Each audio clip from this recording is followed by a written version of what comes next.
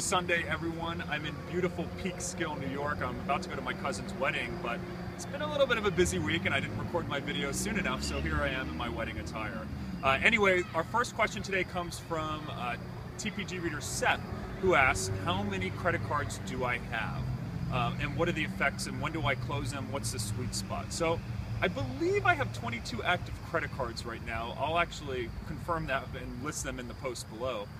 But the thing is, my score has actually gone up over the years because the number 1 and 2 factors of your credit report are your current balances, your debt to available credit, as well as do you pay your bills on time. So actually, the more accounts you have that you're paying on time and keeping paid off, the more your score goes up.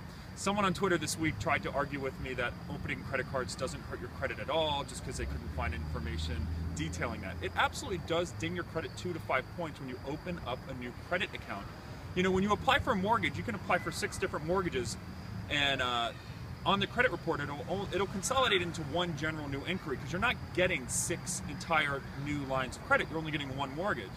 But with credit cards, when you're approved for a card, you could apply for 6 cards and have 6 new lines of credit. So think about it. Anytime you get a new line of credit, you're going to get a hit on your credit report. So yes, I have had hits on the credit report.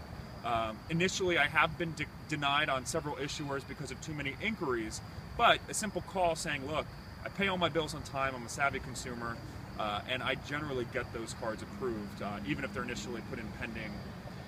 When do I close them? It's a good question. I mean, I always do a yearly inventory.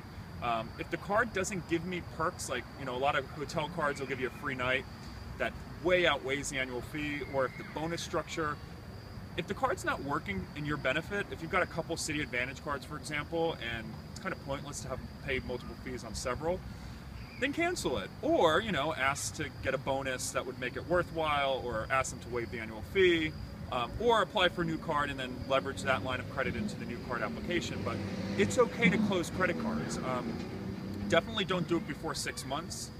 The credit card companies could technically take back the rewards that you have, but if in good faith you get a card and you don't want it anymore, it's okay to close it. So if the card is no longer working for you, close it or ask for a bonus that would make it worthwhile. So hopefully that answers your question. I do not recommend anyone to go out and get 22 credit cards tomorrow. It's a long-term approach.